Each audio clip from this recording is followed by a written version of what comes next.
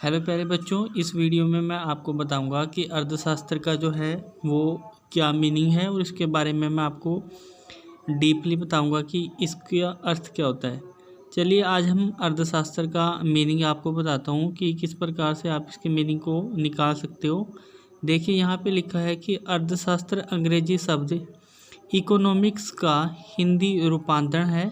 अर्थात जो इकोनॉमिक शब्द जो इंग्लिश का लिया गया है वो हिंदी में हम इसको अर्थशास्त्र बोलते हैं। और ये शब्द अगर देखते हैं तो इकोनॉमिक्स जो है शब्द ग्रीक भाषा के शब्द जो है ओइकोनोमिया से उत्पन्न हुआ है। जो आप ये इकोनॉमिक शब्द आज देखते हो और इसको हिंदी में हम अर्थशास्त्र बोलते हैं, तो ये जो शब्द है ग्रीक भाषा के शब्द से लिया गया है और इसको बोलते हैं इकोनोमिया। और जिसका अर्थ अगर हम देख लेते हैं तो इसका अर्थ हिंदी में गृह प्रबंध होता है, अर्थात इसको होम मैनेजमेंट के नाम से भी जाना जाता है। तो अर्थशास्त्र को अगर इकोनॉमी को अगर हम ग्रीक भाषा में देखते हैं तो इसका अर्थ गृह प्रबंध होता है। जैसे हम अपने होम का, जैसे हमारा घर होता है वहाँ पर मैनेजमेंट करते हैं, किसी भी वस्तुओं को जैसे लेते हैं फिर उसको किस प्रकार से उनको मैनेजमेंट करना है, कितने में आपके होम का बजट कितना है और किस प्रकार से आप उसको यूज़ करोगे, तो ये सारा का सारा इसमें यूज़ करने के तरीके को बताया गया है। उसी प्रकार से जो है अर्थशास्त्र में हम क्या करते हैं कि हमें अपने प्रोडक्शन को देखना होता है और किस प्रकार से उत्पादक और जो उपभोक्ता व्यवहार करते हैं उसी के बारे में हम इसमें भी डिस्कस करते हैं। अब यहाँ पे बताया गया है कि जिसमें अर्थशास्त्र में मनुष्य अपने सीमित स्रोतों से, यानी कि यहाँ पे जो है लिमिटेड शब्द का यूज़ किया गया है कि जो हमारे रिसोर्सेज हैं वो लिमिटेड द्वारा अपनी असीमित इच्छाओं की पूर्ति के विषय संबंधी अध्ययन करते हैं। इकोनॉमिक्स के अंदर बेसिकली क्या स्टडी की जाती है, इसके अंदर हम ये देखते हैं कि जो हमारे रिसोर्सेज होते हैं, जो संसाधन होते हैं हमारे पास, वो तो लिमिटेड होते हैं, लेकिन जो मनुष्य होता है उसकी इच्छाएं जो होती हैं वो काफ़ी ज़्यादा होती हैं। तो इकोनॉमिक्स के अंदर यही अध्ययन किया जाता है, यही हम स्टडी करते हैं कि किस प्रकार से जो मनुष्य है अपनी जो सीमित स्रोतों से और अपनी असीमित आवश्यकताओं को किस प्रकार से पूरा करता है। और अर्थशास्त्र एक सामाजिक विज्ञान है, क्योंकि ये जो इस प्रकार का बिहेवियर हम करते हैं ये सारा का सारा समाज में होता है, तो इसलिए हम इसको सामाजिक विज्ञान कहते हैं, जो इस बात की जांच करता है कि लोग उनके लिए उपलब्ध विकल्प के बीच किस प्रकार से चुनाव करते हैं। तो अर्थशास्त्र बेसिकली ये भी देखता है कि भाई चुनाव किस प्रकार से करते हैं, क्योंकि अगर आपके पास संसाधन तो हैं कम और उसके बाद इच्छाएं आपकी ज़्यादा हैं तो आपको चुनाव तो ऑटोमेटिक करना पड़ेगा।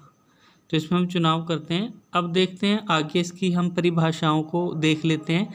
जो परिभाषाएं जो हैं अलग अलग तरीके से अर्थशास्त्रियों ने जो है वो दी हैं।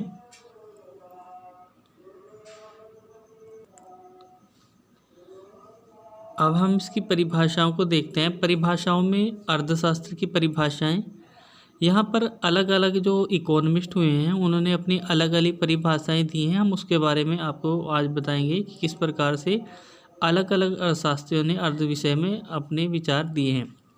तो सबसे पहले धन संबंधी परिभाषाएं में आते हैं। अर्थशास्त्र के जनक एडम स्मिथ और जो जेबी से इत्यादि ने अर्थशास्त्र को धन का विज्ञान बताया है। जो एडम स्मिथ थे और उसके बाद जो इकोनॉमिस्ट हमारे जेबी से हुए, इन्होंने ये बताया था कि जो इकोनॉमिक्स है वो धन का विज्ञान है, अर्थात इसके अंदर जो है हम इकोनॉमिक्स के अंदर केवल मनी की ही बात करते हैं और मनी के जैसे हमने किसी के पास से लेन देन किया वो मनी में ही होता है सारा का सारा। तो एडम स्मिथ ये मानता था कि हम इकोनॉमिक्स के अंदर केवल धन का ही स्टडी करते हैं, केवल मनी की ही स्टडी करते हैं, तो इसलिए इसने इसको कहा था कि जो अर्थशास्त्र है वो धन का विज्ञान है। उसके बाद दूसरी परिभाषा आती है भौतिक कल्याण से संबंधी परिभाषाएं। इन परिभाषाओं द्वारा इस तर्क पर बल दिया गया कि अर्थशास्त्र का उद्देश्य मानव कल्याण को समृद्ध करना है।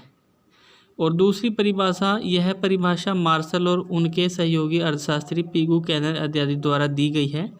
तो दूसरी परिभाषा जो दी गई थी वो मार्शल ने दी थी और उसके सहयोगी थे पिग और कैनन, और उसने बताया था कि जो एडम स्मिथ और जेबी थे उन्होंने बताया था कि ये धन की केवल धन की स्टडी करती हैं।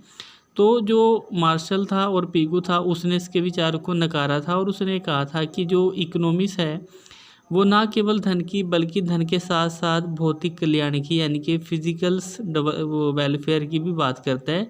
ये लोगों को कल्याण की भी बात करता है कि लोगों का कल्याण किन संसाधनों से होगा। तो ये कहता था कि ये धन के साथ साथ इसकी भौतिक कल्याण की भी स्टडी करता है कि लोगों को जो उनको सेवाएं दी जा रही हैं उनसे कितना लाभ मिल रहा है, इसके बारे में भी अर्थशास्त्र जो है वो अध्ययन करता है। उसके बाद तीसरी परिभाषा हम आ जाती है दुर्लभता या चुनाव से संबंधित परिभाषा।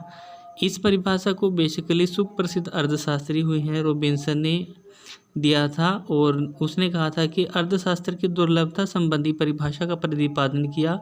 इन परिभाषा द्वारा अर्थशास्त्र को सर्वप्रथम विज्ञान का स्वरूप दिया गया। तो अभी तक ये जो ये बात की थी मार्शल ने की बात भौतिक कल्याण की और इसने धन की भी की। तो ये इसने बताया था कि जो इकोनॉमिक्स है वो बेसिकली चुनाव और दुर्लभता की बात करता है। जैसे मैंने आपको पहले बताया था कि अर्थशास्त्र के अंदर जो होते हैं वो साधन हमारे दुर्लभ होते हैं, तो उनको हमें अपनी इच्छाओं को पूरा करने के लिए चुनाव तो करना ही पड़ेगा।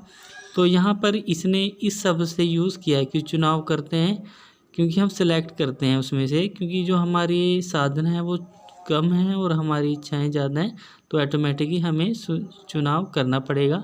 तो ये इसने कहा था कि ये बेसिकली दुर्लभता और चुनाव की समस्या का अध्ययन करता है।